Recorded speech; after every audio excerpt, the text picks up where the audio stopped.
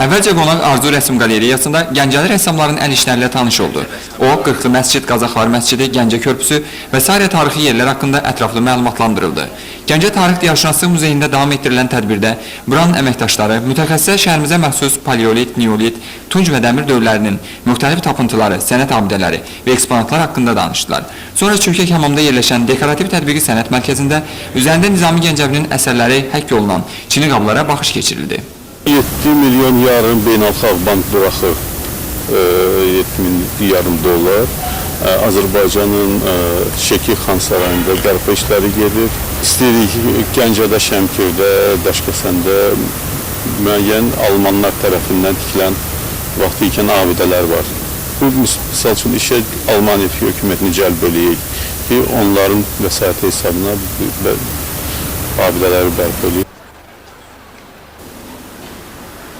Fazil Məmmədov onu da qeyd etdi ki, tarixi abidələrin qorunması tək-tək dövlət məmurlarının deyil, ümumilikdə xalqın işidir. Mütəxəssis Gəncənin Şeyxdüzü, Cömərd Qəssab kimi tarixi yerlərinin gələn il bərpa olunması üçün müəyyən tədbirlərin görüləcəyini də bildirdi. Ceyhun Səfərov, Fərruh Qafarov, Xəbər Plus.